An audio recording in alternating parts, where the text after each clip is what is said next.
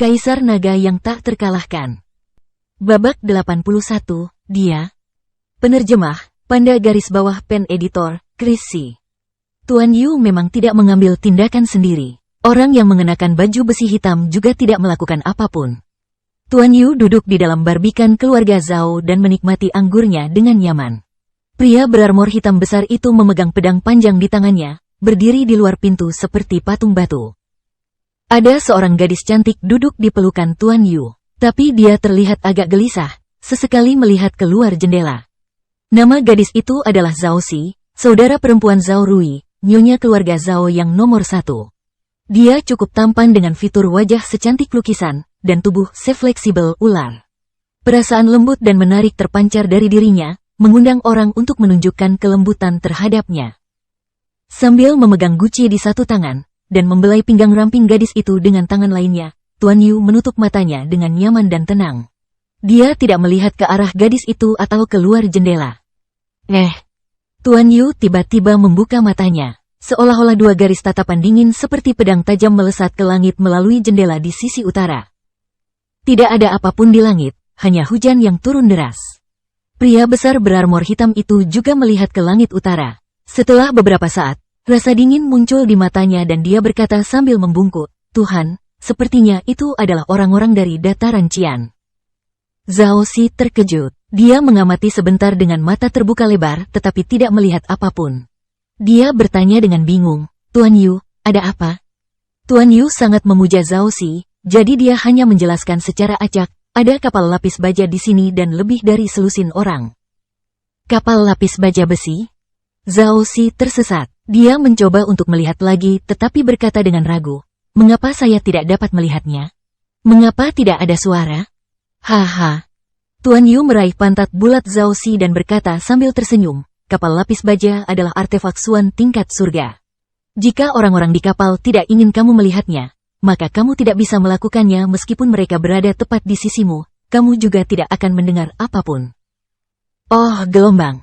Zhao Xi menanggapinya hanya dengan gagasan yang kabur. Lalu dia bertanya dengan gugup, "Tuan Yu, apakah semuanya akan baik-baik saja?" "Ya." Tuan Yu menyesap anggurnya dan berkata, "Mereka berasal dari dataran Qian. Saya pikir mereka di sini hanya untuk melihat kesenangan. Itu sebabnya mereka memilih untuk tidak mengungkapkan kapal berlapis besi." Pria besar berarmor hitam itu mengangguk. Dia hendak mengatakan sesuatu ketika dia tiba-tiba melihat ke arah selatan dan berkata dengan suara yang dalam, "Ada dua kereta emas datang dari selatan. Menurutku mereka adalah wanita dari keluarga Zi dan keluarga Ye." Zhao Xi kemudian melihat ke selatan dengan sedikit tegang. Sekali lagi, dia gagal melihat apapun. Tuan Yu menoleh dan berkata, "Tidak apa-apa. Mereka semua hanya penonton. Kedua gadis ini hanya keluar untuk mengalami dan menguatkan diri mereka sendiri. Mereka mungkin memiliki beberapa keluhan karena mereka tidak mendapatkan apapun di jurang es. Mereka tidak mau untuk segera kembali ke keluarga mereka sehingga mereka di sini hanya untuk bersenang-senang. Kedua gadis itu tahu bahwa aku ada di sini." Zhao Xi tersenyum dan berkata dengan suara lembut, "Tentu saja. Tuan Yu, Anda berada di peringkat 50 besar dalam daftar Panglima Perang Gurun Utara. Anda sangat terkenal. Saya rasa tidak ada orang yang berani melakukannya. Mengabaikanmu." Hahaha. Tuan Yu tertawa dan meneguk anggur 3 kali. Dia memikirkan sesuatu dan berkata, "Yu Hen, pergilah dan lihatlah kompleks keluarga Liu. Jika semuanya baik-baik saja, jangan lakukan apapun. Lagi pula, itu tidak baik untuk reputasi kita. Jika tidak berjalan dengan baik, Anda dapat melanjutkan dan membantu mereka. Keluarga Zhao berafiliasi dengan saya sekarang." "Ya." Pria berarmor hitam besar itu menangkupkan tangannya dan pergi. Dia menghilang dari kompleks keluarga Zhao seperti seberkas cahaya hitam.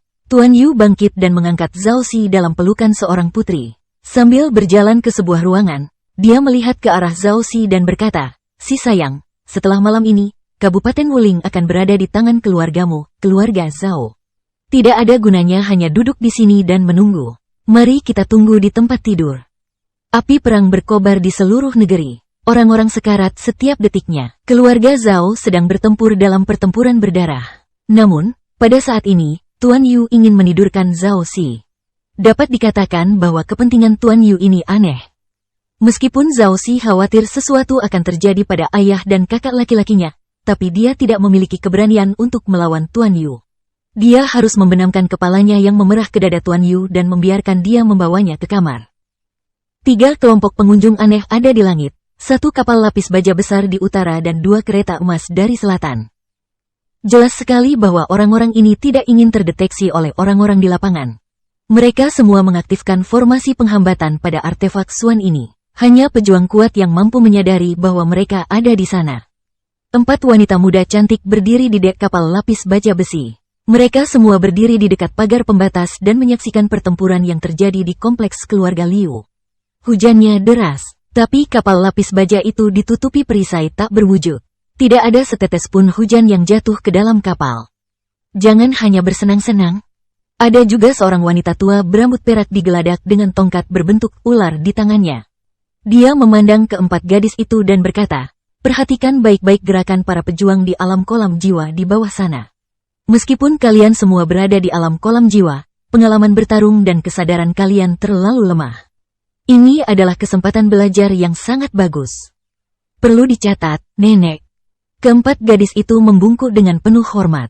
Mereka mengamati gerakan beberapa prajurit Solpon Realem dengan hati-hati. Wanita tua berambut perak itu mengangguk puas dan masuk ke dalam kabin dengan tongkat berbentuk ular, meninggalkan gadis-gadis itu sendirian.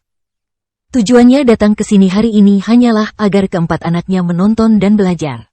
Adapun hidup atau mati orang-orang di bawah sana, bagaimana hal itu bisa ada dalam pikirannya? Hal semacam ini akan terjadi di banyak tempat setiap hari. Dia sudah terbiasa dengan hal itu. Sama seperti dia. 2 kereta emas dari selatan juga ada di sini untuk dinikmati. Kedua kereta itu berhenti sejajar. 2 wanita cantik berdiri di depan kereta. Salah satu gadis mengenakan baju besi lembut berwarna hijau zamrud dengan seruling giok putih di tangannya. Ada bunga ungu di leher putihnya. Dia begitu anggun sehingga dia seperti Dewi Surgawi. Jika Luli bisa melihatnya, dia akan segera mengenalinya. Wanita ini adalah orang yang dia temui di Frigid Cloud Mountain. Seorang wanita dari keluarga super, seorang jenius dengan garis keturunan tingkat ke-7. Seorang gadis seumuran berdiri di atas kereta di sebelah kereta pertama. Dia tidak mengenakan baju besi lembut, tapi gaun anggun berwarna kuning muda. Ada tanda merah di antara alisnya yang indah. Ada juga tanda garis darah yang sangat jelas di lehernya, yang berwarna ungu juga. Tapi miliknya bukanlah bunga, melainkan monster berbentuk aneh. Garis darah tingkat 7. Jumlah Bloodline Warriors tidak begitu banyak tetapi kedua gadis ini memiliki Bloodline peringkat ke-7. Jika mereka terlihat oleh orang-orang di lapangan, keributan besar akan terjadi. Kedua gadis itu sama-sama memiliki prajurit kuat yang melindungi. Semua pejuang yang kuat ini berwajah datar, tidak menunjukkan minat pada pertempuran yang terjadi di sana. Namun kedua wanita ini memperhatikan dengan penuh perhatian. Mereka hanya melihat para prajurit dari Solpon Realem, tidak memperhatikan prajurit lainnya. Ledakan.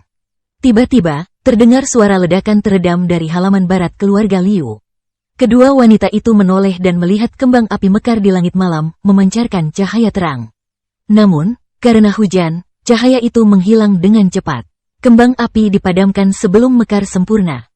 Kedua wanita itu melihatnya tanpa sadar. Mereka melihat seorang prajurit sedang mengejar prajurit lainnya. Dengan cahaya lemah dari Swan Energy, mereka entah bagaimana berhasil melihat 2 orang berlari ke sana.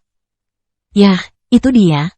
Gadis yang memegang seruling giok dan bunga ungu di lehernya mengerutkan kening dan bergumam.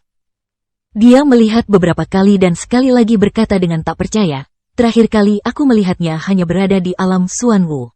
Sekarang dia berhasil mencapai alam lautan roh dalam waktu singkat. Juga, dia bergerak sangat cepat. Dia tidak lebih lemah dari seorang pejuang di tahap terakhir alam laut roh. Kekuatannya juga harus lebih dari 110.000 pound." Bang! Di halaman barat, Luli menyusul Zhao Rui. Yang pertama menusuk punggung Zhao Rui dan memukulnya sejauh lebih dari 100 kaki. Itulah mengapa gadis itu tahu bahwa Luli pasti memiliki kekuatan lebih dari 110.000 pound. Zhao Rui tidak mati meskipun dia menderita pukulan yang kuat. Darah memenuhi mulutnya. Dia bangkit dan terus berlari sambil berteriak ketakutan. "Selamatkan aku, ayah, selamatkan aku." "Zilian, adik perempuanku tersayang, kamu kenal pemuda itu?" Mendengar bisikan dari gadis yang memegang seruling giok, gadis lain yang mengenakan gaun kuning muda berbalik dan bertanya. Namun, Gadis seruling giok itu menggelengkan kepalanya dan menjawab, Ye Yuhan, aku baru saja bertemu dengannya pada suatu kesempatan. Pemuda ini agak aneh. Sayang sekali dia tidak bisa membangkitkan garis darah yang kuat. Prajurit kuat lainnya yang mengenakan baju besi emas di sebelahnya semuanya mengangguk setuju. Mereka dapat dengan mudah mengetahui bahwa ada sesuatu yang aneh pada diri Luli yang baru saja mencapai alam laut roh tetapi memiliki kecepatan dan kekuatan seperti itu. Dia benar-benar seorang jenius yang luar biasa. Namun demikian, dia tidak membangkitkan garis darah yang kuat. Jadi bagi para pejuang ini, Luli tidak banyak berguna, tidak layak untuk diminta. Zilian sangat setuju. Keluarganya, keluarga Zi, tidak kekurangan bakat. Para jenius dan pejuang kuat yang tak terhitung jumlahnya ingin sekali bergabung dengan keluarga Zi. Tanpa berhasil membangkitkan garis darah yang kuat, seseorang bahkan tidak akan memenuhi syarat untuk masuk ke pintu keluarga Zi. Sial, dia mengenakan baju besi tingkat bumi. Di halaman barat kompleks keluarga Liu, Luli mengejar Zhao Rui sejauh lebih dari 1 mil dan menebas Zhao Rui sebanyak 3 kali.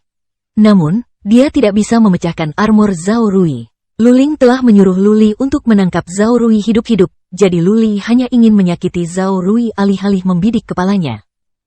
Ayah, bantu aku. Zhao Rui berteriak sambil berlari. Dia telah dipukul oleh Luli sebanyak 3 kali. Kematian sudah dekat dengannya. Jika bukan karena dia mengenakan armor kelas bumi, dia pasti sudah mati 3 kali. Dia tahu dengan jelas bahwa jika keluarga Zhao tidak mengirimkan prajurit yang kuat untuk membantunya sekarang, Luli tidak akan membiarkannya pergi.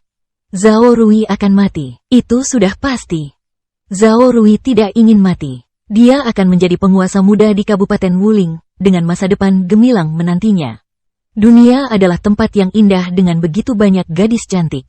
Bagaimana dia bisa mati sebelum merasakan semua ini? Suara mendesing. Sebuah bayangan melesat ke sini dengan kecepatan yang sangat cepat dari halaman selatan. Detonator sinyal darurat yang baru saja dilemparkan Zhao Rui berfungsi. Melihat wajah yang dikenalnya, dia menangis kegirangan dan berteriak, Patriarch King, tolong aku. Kembang api itu adalah detonator sinyal darurat keluarga Zhao. Keluarga itu terkejut dan seorang pejuang yang kuat dikirim untuk menyelamatkan. Dia adalah Patriarch klan eksternal yang kuat, seorang pejuang di tahap terakhir alam laut roh. Luli, sebaliknya, baru saja mencapai alam laut roh. Selama Patriarch King ada di sini, Luli akan dibantai dengan mudah. Tahap terakhir dari alam lautan roh, Fu Asteriska. Luli terus mengumpat pada dirinya sendiri. Dia mengatupkan giginya dan mempercepat. Mengayunkan pedang langit kailin miliknya, Luli menebas kaki Zhao Rui dengan keras. Luling meminta penangkapan langsung Zhao Rui, tetapi tidak ada kemungkinan Luli bisa menangkap Zhao Rui yang masih utuh. Dia harus melumpuhkan Zhao Rui terlebih dahulu. Meskipun orang yang lumpuh tidak bisa menghentikan kejaran pasukan keluarga Zhao, itu masih lebih baik daripada mayat. Pang, aku tantang kamu. Bayangan yang datang dari kejauhan melihat apa yang akan dilakukan Luli. Pria itu berteriak dengan marah, tapi Luli tidak mempedulikan apa yang dilihatnya dan melanjutkan gerakannya. Luli sangat cepat sehingga Zhao Rui tidak bisa mengelak. Dia hanya memiliki baju besi tingkat bumi yang melindungi tubuhnya tetapi tidak pada kakinya. Karena marah, Luli langsung mematahkan kaki kanan Zhao Rui. Dengan tangisan yang menyedihkan, Zhao Rui memeluk kakinya dan berguling-guling di tanah. Tuan Muda Rui, aku akan mencabik-cabikmu, bajingan. Patriarch King sekarang hanya berjarak kurang dari 1 mil dari Luli. Patriarch King melompat dari satu loteng ke loteng lainnya, memperpendek jarak. Seseorang bisa merasakan niat membunuh menyebar darinya tanpa harus berada dekat dengannya. Tampaknya hal itu membuat hujan turun perlahan. Namun, hujan tidak turun lebih lambat. Itu menjadi lebih kecil. Hujan datang deras, begitu pula berhenti. Apakah hujannya akan berhenti sekarang? Luling, yang berdiri di depan pintu halaman klan tamu, bergumam. Tiba-tiba, dia berjalan ke arah luar dengan tongkatnya. Liu Yi terkejut dan dia bertanya, Nona Lu, kamu mau pergi kemana? Di luar sana berbahaya? Luling memandang ke selatan dan menjawab, adikku sepertinya sedang dalam masalah. Aku perlu menemuinya dan membantunya. Sudah lama sejak Luli berangkat mengejar Zhao Rui. Berdasarkan kemampuan bertarungnya, dia seharusnya menangkap Zhao Rui hidup-hidup dan kembali. Baru saja, Sebuah detonator sinyal meledak yang jelas merupakan tanda bahwa Zhao Rui sedang meminta bantuan dari pejuang kuat keluarga Zhao. Ketika Liu Yi melihat sinyal detonator, dia juga khawatir. Namun, kemampuan bertarungnya tidak sebaik Lu Li. Selain itu, dia menjaga gerbang barat berdasarkan perintah sehingga dia tidak bisa pergi. Terlepas dari apa yang dipikirkan Liu Yi, Lu Ling berjalan dengan tongkatnya selangkah demi selangkah. Liu Yi memikirkannya dan berkata dengan gigi terkatup, "Nona Lu, saya akan mengantarmu ke sana." Liu Yi tidak tahu seberapa besar bantuan yang bisa diberikan Lu Ling, dia juga tidak tahu apa yang akan terjadi ketika mereka sampai di sana. Dia hanya ingin menawarkan bantuan kepada Lu Ling dan Lu Li karena nalurinya. Lu Li dan saudara perempuannya mengguncang dunianya malam ini. Tanpa disadari, ia ingin lebih dekat dengan pasangan kakak beradik ini. Lu Ling tidak bisa berjalan cepat. Dia sama sekali tidak memiliki kemampuan bertarung, apalagi kakinya lumpuh. Setelah beberapa langkah, dia tiba-tiba bertanya, "Nyonya Yi, bisakah kamu menggendongku di punggungmu dan menemui kakakku secepat mungkin?" Tentu. Tanpa berpikir panjang, Liu Yi menggendong Lu Ling di punggungnya dan berlari dengan liar menuju tempat detonator sinyal meledak. Pertarungan di halaman barat telah usai, namun pertarungan di gerbang depan halaman selatan baru saja dimulai. Semua prajurit Realm Soulpon dan prajurit Realm Spirit Sea di kedua sisi telah keluar untuk bertarung. Para prajurit dari alam Xuanwu telah bertarung dengan sangat sengit hingga sebuah lubang pekuburan muncul. Lebih dari 1000 prajurit alam Xuanwu dikirim untuk bertarung oleh 4 keluarga di gerbang utara. Jumlah prajurit keluarga Liu hampir sama. Saat ini, lebih dari setengah prajurit di kedua belah pihak tewas atau terluka. Hujan yang turun di alun-alun di dalam gerbang selatan ternoda darah. Anggota badan yang terputus tergeletak di tanah. Banyak pria yang terluka parah jatuh ke genangan darah, berteriak dan berguling-guling. Benar-benar mengerikan. Keluarga Liu memiliki 3 prajurit dari alam kolam jiwa, tetapi kepala keluarga masih dalam keadaan koma sehingga dia tidak dapat berpartisipasi. Kepala patriark dan patriark kedua berada di Soulpon Realm. Saat ini, mereka bertempur dalam jarak dekat dengan kepala keluarga Zhao, Zhao Gui dan kepala keluarga Lu, 1. Namun, ada pria lain selain dari 2 alam kolam jiwa di pihak keluarga Liu. Seorang tetua asing dengan rambut coklat sedang bertarung melawan patriark keluarga dari keluarga Chen dan keluarga He. Penatua asing berambut coklat adalah bala bantuan yang diundang oleh keluarga Liu. Untuk mengundangnya, keluarga Liu membayar mahal. Hampir separuh kekayaan keluarga dihabiskan untuk hal ini. Sayangnya, para leluhur keluarga dari 4 keluarga semuanya berada di alam kolam jiwa, yang menjadikannya satu lebih banyak dari jumlah pejuang keluarga Liu. Meskipun keempat keluarga hanyalah keluarga peringkat kedua, itu tidak menunjukkan bahwa tidak ada pejuang Soulpon Realm di keluarga ini. Para leluhur keluarga dari 4 keluarga semuanya adalah pejuang yang kuat di alam ini. Jika sebuah keluarga memiliki 3 pejuang alam lautan roh, maka itu akan menjadi keluarga tingkat kedua. Sebuah keluarga dengan 3 prajurit dari Soulpon Realm akan berada di peringkat ketiga. Ini adalah standar pembedaan tingkatan keluarga di Gurun Utara. Jika sebuah keluarga memiliki 2 prajurit dari Soulpon Realm, itu akan tetap berada di peringkat kedua. Itulah situasi keempat keluarga. 4 lawan 3. Memang benar, keluarga Liu telah mengundang seorang pejuang yang telah mencapai puncak alam kolam jiwa untuk membantu mereka, tetapi keluarga Liu masih dalam kesulitan. Penatua berambut coklat yang diundang bisa berusaha keras untuk melawan 2 orang sendirian. Kepala keluarga Liu memiliki keunggulan dibandingkan Zhao Rui, meskipun kepala keluarga kedua mereka tidak dapat memenangkan hati kepala keluarga Lu. Namun, ada lebih banyak pejuang alam laut roh dari 4 keluarga daripada keluarga Liu. Semangat pasukan keluarga Liu sedang merosot. Banyak yang bertempur asal-asalan bahkan siap mengungsi kapan saja. Tuan Yu telah datang, mengambil alih komando di kompleks keluarga Zhao. Bahkan jika dia tidak mencoba menyelesaikan masalah ini secara langsung, dia masih bisa memberikan pengaruh besar pada semua orang dan membuat orang-orang stres. Seorang patriark dari keluarga peringkat kelima, tokoh dikdaya yang berada di peringkat 50 teratas dalam daftar Panglima Perang Gurun Utara, lebih kuat dari yang bisa dibayangkan orang. Bang! Kepala patriark melepaskan rentetan energi Xuan dan menggunakan pedangnya untuk memaksa Zhao Gui mundur. Kepala patriark memandang sekelilingnya dan mengambil keputusan. Dia berteriak ke arah belakangnya. Saudara 18. Di dalam ruangan barbikan, seorang lansia berambut abu-abu mendengar raungan marah dari kepala patriark. Para lansia tidak punya pilihan selain mengambil pelet dan membantu seorang lelaki tua kurus yang terbaring di tempat tidur untuk mengambilnya. Pelet itu adalah salah satu jenis yang paling berharga dari peringkat ke-8 kelas bumi. Pelet itu sangat berharga. Orang tua yang terbaring di tempat tidur adalah kepala keluarga Liu. Kemungkinan besar dia akan bangun setelah meminum pelet yang sangat berharga ini. Dikatakan, khasiat pelet itu terlalu kuat untuk membuat tubuh kepala keluarga Liu bisa berdiri. Bahkan jika dia dibangunkan dengan paksa, dia akan mati total setelah beberapa putaran serangan. Keluarga Liu telah sampai pada momen paling kritis. Ketua Patriark tidak mampu mempertimbangkan semuanya sekarang. Dia harus meminta Patriark 18 untuk membangunkan keluarga Patriark secara paksa. Setelah beberapa saat, kepala keluarga Liu perlahan membuka matanya. 1. Keluarga Lu seperti di Lujia, bukan keluarga Luli. Pergilah ke neraka. Di halaman barat kompleks keluarga Liu, Patriark King meraung dan berlari menuju Luli. Yang pertama tidak membawa senjata di tangannya, dan satu-satunya hal yang istimewa tentang dia adalah dia mengenakan sepasang sepatu bot tembaga yang bersinar.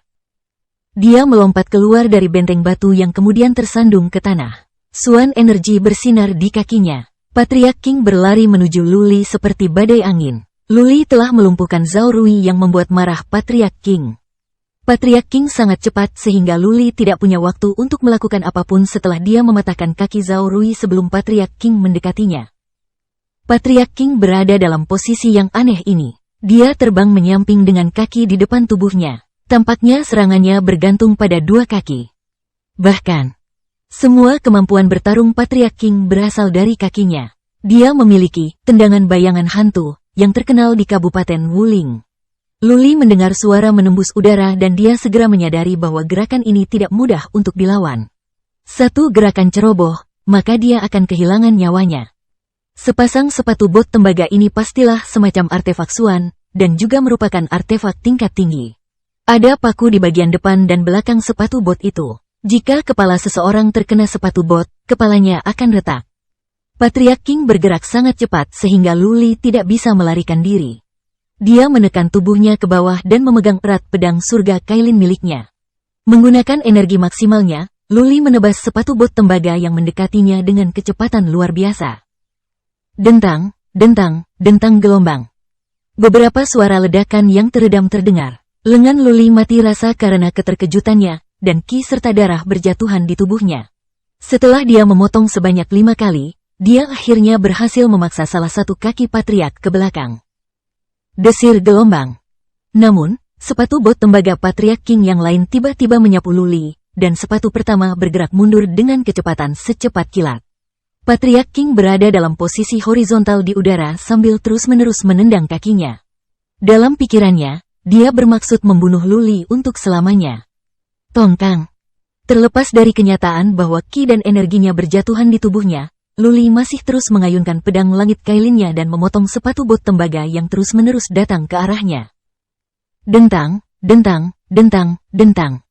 Beberapa suara teredam keluar. Luli mundur. Hanya setelah dia mundur lebih dari selusin langkah barulah dia mendapatkan kembali keseimbangannya. Di sisi lain, Patriark King mendarat di tanah. Dia menendang tanah ke belakang dan berlari ke arah Luli lagi tanpa jeda sedetik pun. Dia melakukan gerakannya begitu cepat seperti sambaran petir, tidak memberikan kesempatan bagi Luli untuk bernapas dan rileks. Bagaimana mungkin?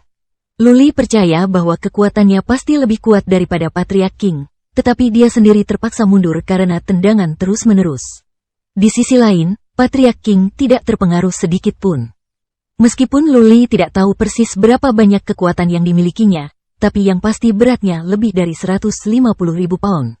Memang benar, Patriark King berada pada tahap terakhir dari alam laut roh dan dia menggunakan artefak Suan miliknya, tetapi sangat kecil kemungkinannya dia akan memiliki kekuatan seperti itu. Keterampilan Suan.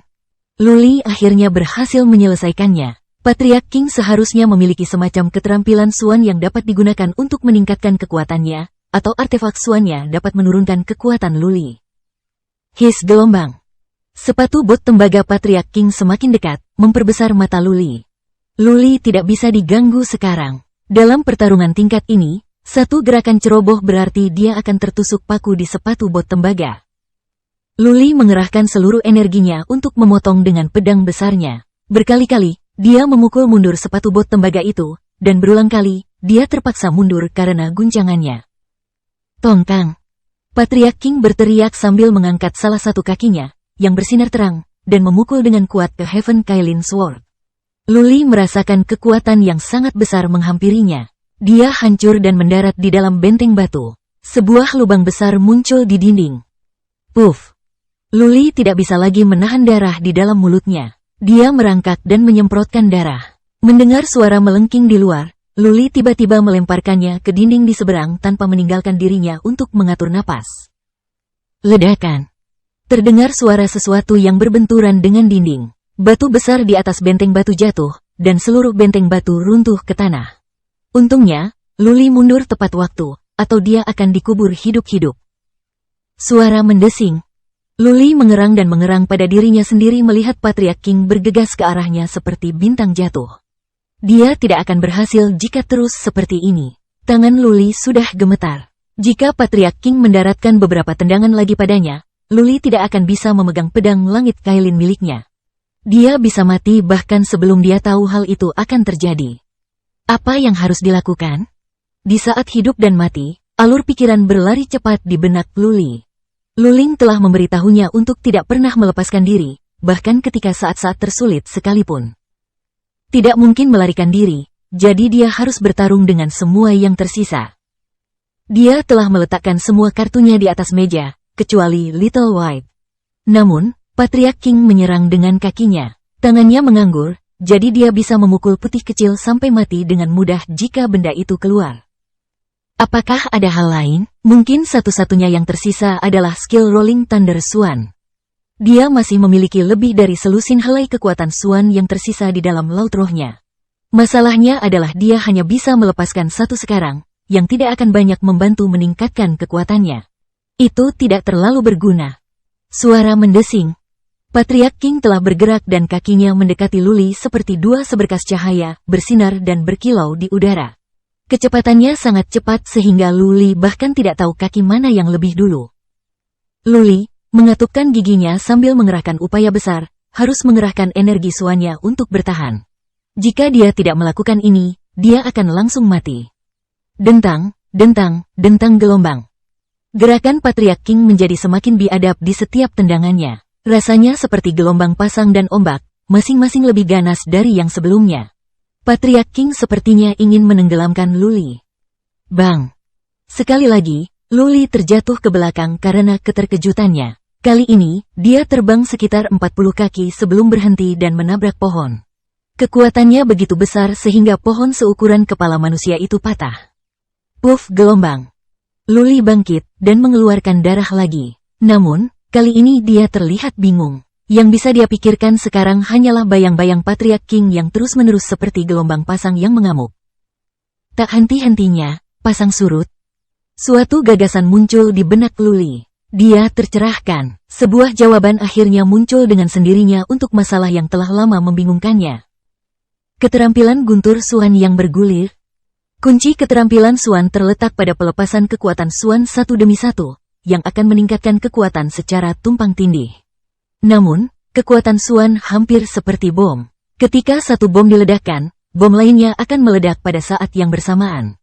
Jika kekuatan Swan tidak dapat dilepaskan helai demi helai, maka efek tumpang tindih tidak dapat dicapai.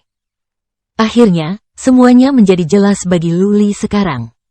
Kekuatan Swan dapat dialokasikan ke lengannya satu demi satu seperti gelombang. Sebelumnya, Luli tidak mengetahui tentang trik ini.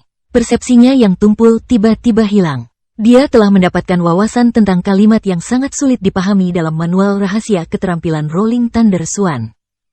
Desir. Suara melengking lainnya terdengar. Tangan Luli masih gemetar, dan darah masih mengalir di sudut mulutnya.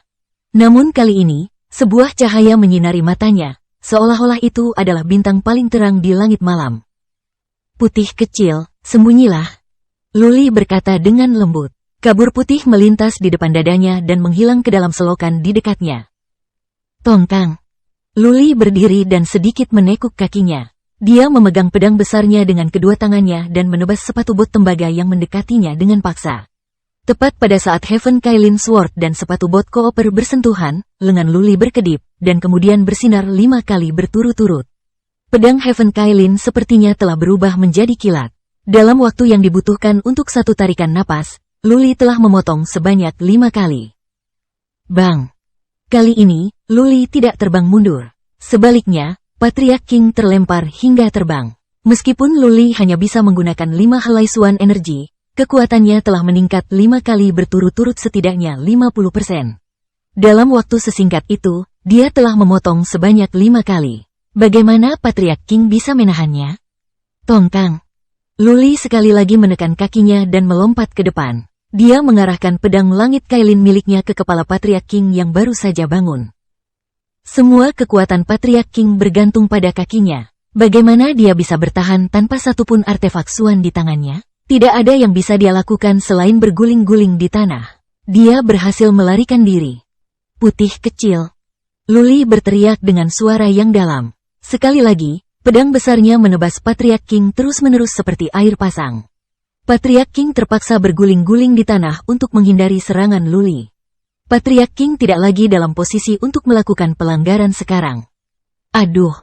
Berharga pada saat itu, bayangan putih keluar dari parit di dekatnya dan menabrak jubah Patriarch King, mengarah langsung ke lehernya. Ah! Patriarch King sedang sibuk menjauh dari serangan Luli di tanah dan menyadari bahwa ada seekor binatang kecil bergegas keluar dari selokan ke arahnya.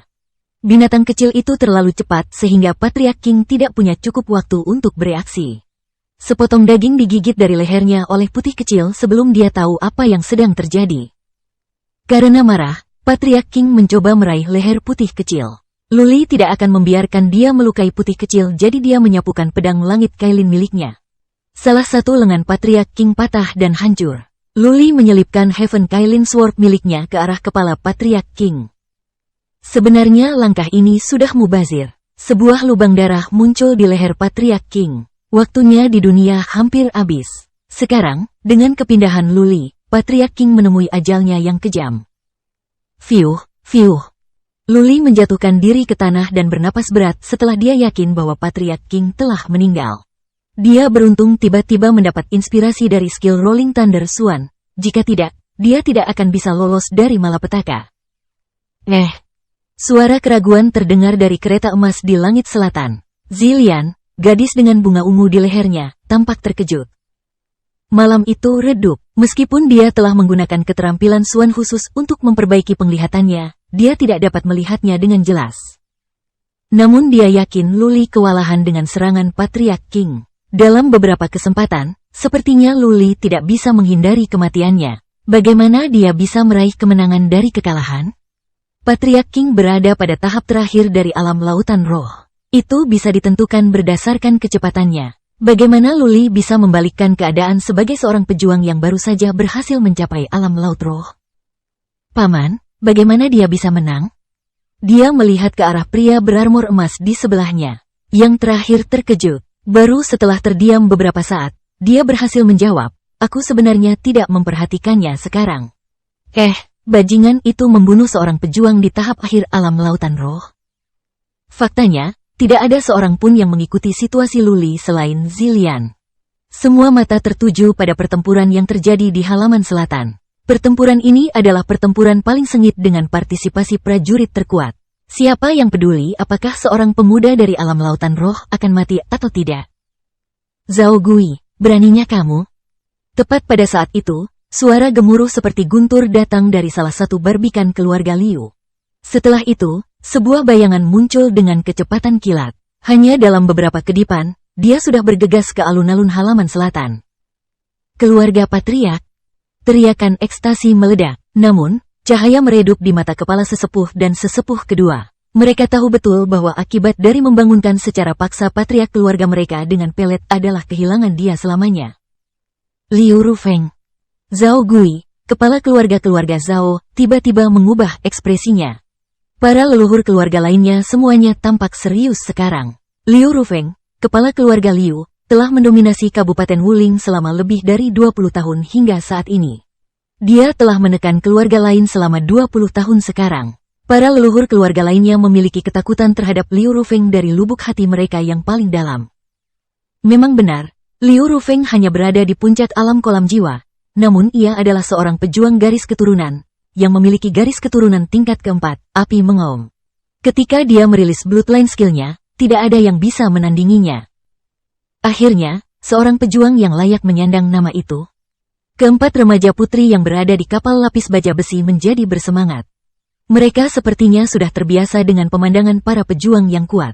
Baru saja, pertarungan antara para pejuang alam kolam jiwa di tanah tidak banyak berpengaruh pada para gadis. Liu Rufeng, sebaliknya, memiliki momentum yang sangat kuat dan kemampuan bertarung yang juga harus kuat. Zilian, dan gadis berpakaian kuning Ye Yuhan serta pengawalnya sekarang semua memusatkan perhatian mereka pada Liu Rufeng. Meskipun Luli agak aneh, tapi pertarungannya telah berakhir. Tidak banyak yang bisa dilihat sekarang. Sejak awal, Zilian dan yang lainnya tidak terlalu tertarik pada Luli karena dia bukanlah seorang pejuang garis darah. Oleh karena itu, dia tidak berguna bagi keluarga super. Desir. Liu Rufeng berlari seperti angin kencang. Matanya tertuju pada seorang pejuang alam kolam jiwa yang paling dekat dengannya. Itu adalah kepala keluarga Lu, Lu Tianhang. Tanpa basa-basi, Liu Rufeng menyerang Lu Tianhang. Patriark kedua keluarga Liu yang dirugikan dalam pertarungannya melawan Lu Tianhang, menyingkir dan menyerahkan medan perang kepada Liu Rufeng. Patriark kedua menyadari bahwa Liu Rufeng mungkin tidak dapat bertahan terlalu lama. Sebelum dia pingsan lagi atau bahkan mati, dia harus berusaha membunuh sebanyak mungkin prajurit kuat dan memaksa musuh tangguh mereka untuk mundur sedikit. Fakta bahwa Tuan Yu ada di sini tetapi menahan diri untuk tidak mengambil tindakan apapun telah memberi harapan pada keluarga Liu. Banyak leluhur yang percaya bahwa selama pasukan sekutu dari keempat keluarga terpaksa mundur, Tuan Yu tidak bisa menyelesaikan masalah ini sendirian dengan cara yang adil. Bagaimanapun, tindakan seperti itu akan mencemarkan nama baik dirinya. Liu Rufeng tidak memikirkan banyak hal. Yang terpikir olehnya hanyalah kemarahan. Satu-satunya hal lain yang dia inginkan adalah membunuh keluarga leluhur dari 4 keluarga. Api yang mengaum. Liu Rufeng berteriak. Tanda berbentuk api di lehernya menyala. Dalam sekejap, skill bloodline telah dilepaskan. Dia mengangkat tangannya, dan seberkas cahaya merah terbang menuju Lu Tianhang seperti bintang jatuh. Saudara Lu, hati-hati.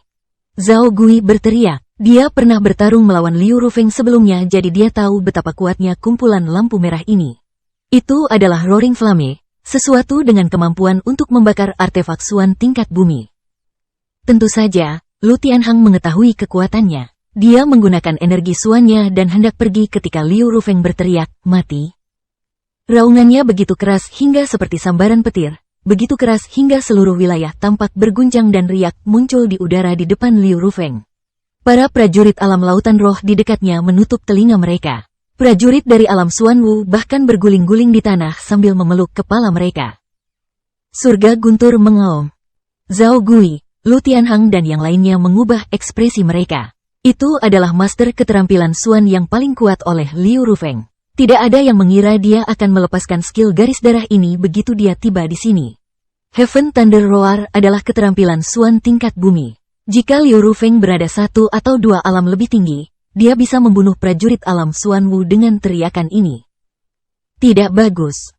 Lu Tianhang dapat merasakan energi Suan di tubuhnya berantakan. Kecepatannya melambat. Lu Tianhang berteriak ketakutan. Raungan guntur surga begitu keras sehingga ki dan darahnya berjatuhan dan energi Suannya kacau. Pantas saja dia tidak bisa mengikuti kecepatan normalnya. Dia menyaksikan kumpulan lampu merah itu menerpa dirinya tanpa daya. His gelombang. Tidak ada tangisan sedih atau teriakan marah. Kepala dan separuh tubuhnya Lu Tianhang diselimuti oleh massa lampu merah. Segera, dia terbakar dan kemudian dia jatuh ke tanah. Skill Suan Roaring Flames dapat mengubah Suan energi menjadi api yang mengerikan. Bahkan para pejuang alam roda takdir, apalagi Lu Tianhang dengan kemampuan bertarungnya yang menggelikan, tidak akan bisa menghindari malapetaka jika terkena api. Meski begitu, berdasarkan kekuatan Liu Rufeng, kecil kemungkinannya dia bisa menyerang para pejuang alam roda takdir. Bagus. Banyak pejuang keluarga Liu yang masih merasakan sakit di gendang telinga mereka karena raungan guntur surga.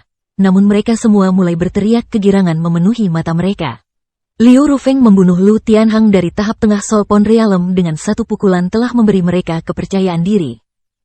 Zhao Gui, pergilah ke neraka. Liu Rufeng tidak beristirahat sedetik pun. Dia bergegas menuju Zhao Gui seperti peluru yang ditembakkan dari meriam. Liu Rufeng tahu dengan jelas bahwa dia tidak punya banyak waktu. Jika dia tidak bisa membunuh keempat leluhur keluarga dalam waktu singkat, keluarga Liu akan binasa. Zhao Gui sangat ketakutan melihat mata Liu Rufeng yang dipenuhi dengan niat membunuh. Zhao Gui mundur ke selatan dan berteriak pada saat yang sama, "Tuan Yu, tolong aku." Zhao Gui juga cepat. Liu Rufeng harus meluangkan waktu dan upaya untuk membunuhnya. Niat Zhao Rui bukanlah agar Tuan Yu membantunya, tetapi agar Tuan Yu membunuh Liu Rufeng demi dia. Kompleks keluarga Zhao tetap diam. Tuan Yu sepertinya merindukan auman Liu Rufeng yang seperti guntur atau teriakan kesusahan Zhao Rui. Bersenandung. Namun, tiba-tiba, cahaya warna-warni bersinar dari sudut gerbang selatan keluarga Liu. Setelah itu, piringan besar 7 warna dengan diameter 6,5 kaki terbang dan tiba di depan Liu Rufeng hanya dalam sepersekian detik. Ledakan. Sebelum Liu Rufeng menyadari apa yang sedang terjadi, piringan 7 warna itu mengenai dia.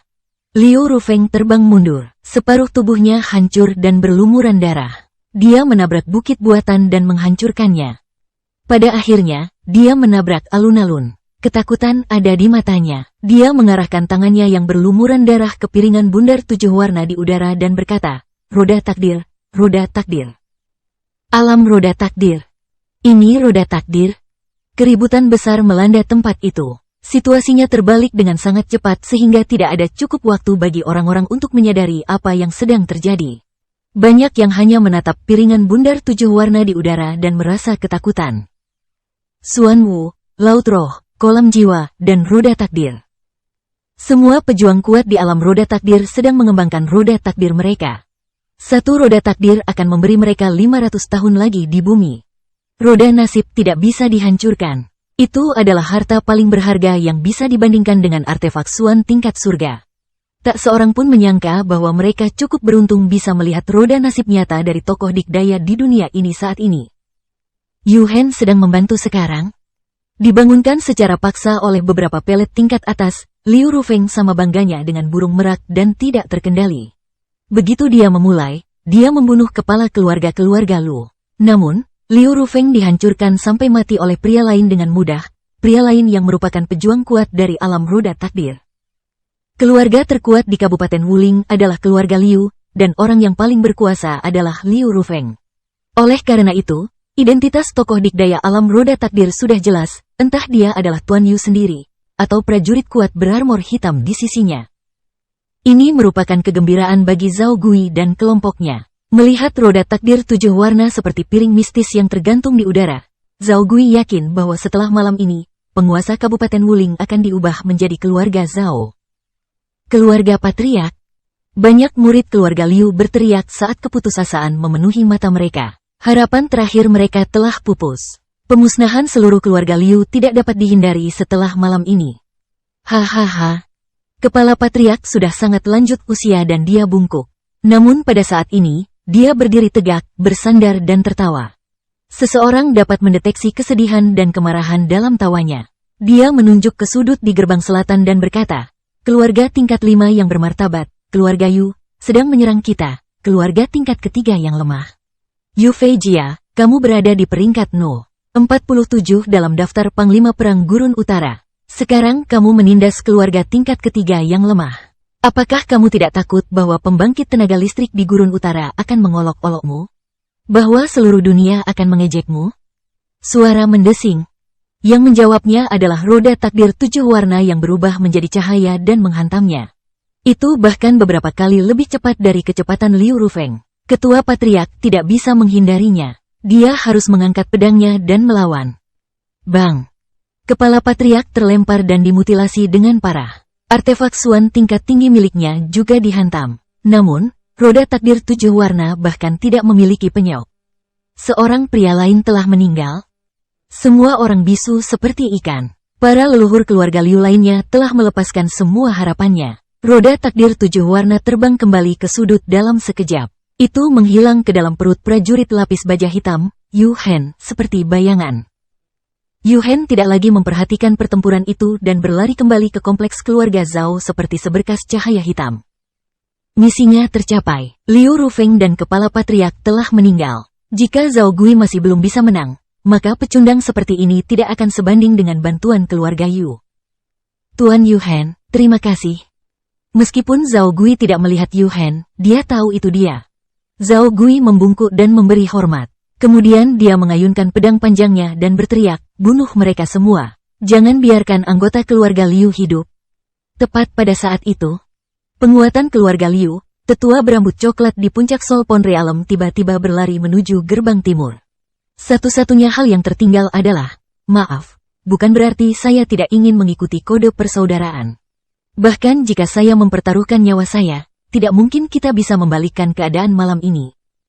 Melihat pemandangan punggung tetua berambut coklat itu, patriark kedua mencibir. Namun, di saat berikutnya, matanya memerah. Dia berteriak, kalian semua, anggota keluarga Liu, bagaimanapun juga, kami tidak akan hidup. Sebaiknya kami mempertaruhkan nyawa kami. Kami membunuh satu, kami mencapai titik impas. Kami membunuh dua dan kemudian kami dapat membawa satu tambahan kita. Membunuh. Semua leluhur, diaken, dan murid klan internal keluarga Liu berteriak, namun beberapa leluhur dan diaken klan eksternal ketakutan. Mereka bukanlah murid keluarga Liu, dan mereka masih memiliki kesempatan untuk melarikan diri. Keempat keluarga tidak akan membunuh mereka semua. Kamu berada pada genggaman terakhirmu? Zhao Gui mencibir. Ketika dia hendak berlari menuju patriark kedua, patriark klan eksternal keluarga Zhao tiba-tiba berjalan mendekat dan berbisik kepada Zhao Gui, patriark keluarga, Patriark King sudah mati. Apa? Rasa dingin bersinar di mata Zhao Gui. Dia melihat jimat batu giok yang rusak di tangan pria itu dan seketika, Zhao Gui berubah menjadi musuh.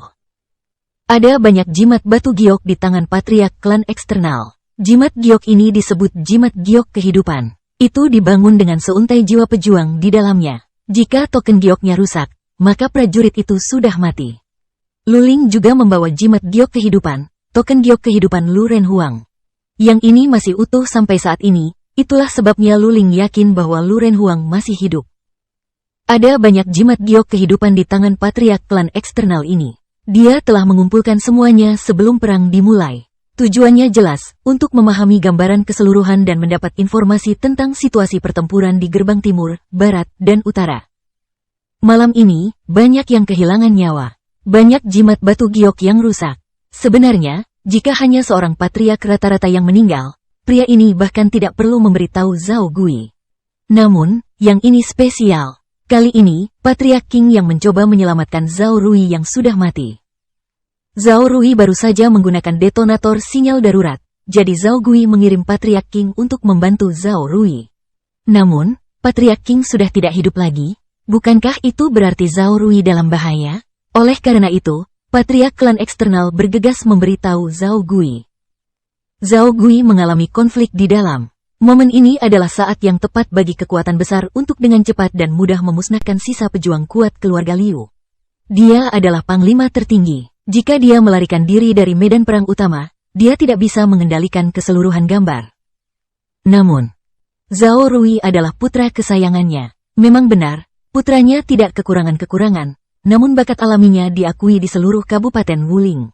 Zhao Gui telah melatih Zhao Rui sebagai penggantinya. Lao Chen, Lao He, aku serahkan semua ini padamu. Aku harus pergi memeriksanya di halaman barat. Akhirnya, Zhao Gui mengambil keputusan. Dia menyerahkan medan perang kepada keluarga leluhur keluarga Chen dan He dan kemudian berlari menuju halaman barat. Patriark King berada pada tahap akhir dari alam lautan roh. Karena ada seseorang yang bisa membunuh Patriark King, maka percuma mengirim orang lain ke alam lautan roh. Demi keselamatan Zhao Rui, Zhao Gui harus mengambil tindakan sendiri sekarang. Untuk keluarga Liu, hanya satu prajurit dari Solpon Realm yang tersisa, Patriark kedua. Sejak Yuhen bergerak, para prajurit keluarga Liu merasa tidak aman. Banyak leluhur klan eksternal yang jelas-jelas berniat melarikan diri. Jadi, apakah Patriark kedua ada di sini atau tidak? Keadaan tidak dapat diubah. Kabupaten Wuling pada akhirnya akan jatuh ke tangan keluarga Zhao. Keluarga leluhur keluarga Chen dan He, bersama dengan beberapa prajurit dari 4 keluarga bingung. Begitu pula banyak orang di keluarga Liu. Apa yang dilakukan Zhao Gui di halaman barat? Mungkinkah terjadi sesuatu yang tidak biasa di sana? Apa? Keempat gadis muda di kapal lapis baja besi, Zilian, dan Ye Yuhan juga penasaran. Mereka mengira pertunjukannya sudah selesai malam ini dan apa yang akan terjadi selanjutnya hanyalah pembantaian yang membosankan.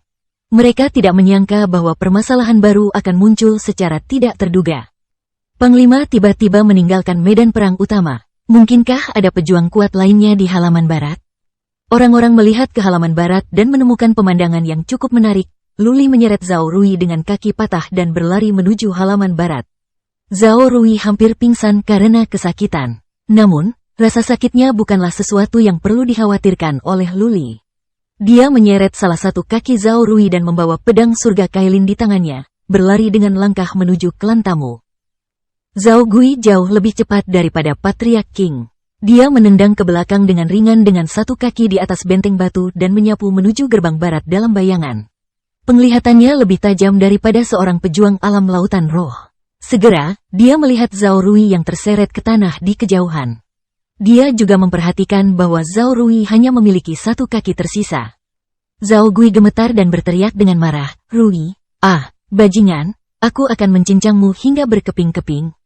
Pemuda itu akan mati." Di kereta emas, Ye Yuhan yang berpakaian kuning berbisik dan menatap Zilian, dan berkata kepadanya dengan nada mengejek, "Zilian, saya pikir kamu kenal pemuda ini. Mengapa kamu tidak membantunya?" Zilian menggelengkan kepalanya dan menjawab, "Yu Feijia jelas-jelas berusaha membantu keluarga Zhao. Mengapa aku ingin menyinggung perasaannya tanpa alasan sama sekali?" Beberapa prajurit kuat lapis baja emas di sebelah Zilian mengangguk setuju. Mereka memahaminya dengan sangat baik bahwa bukan karena Zilian takut menyinggung Yu Feijia, tapi Luli tidak layak melakukannya. Jika Anda menemukan kesalahan, tautan rusak, konten non-standar, harap beritahu kami agar kami dapat memperbaikinya sesegera mungkin.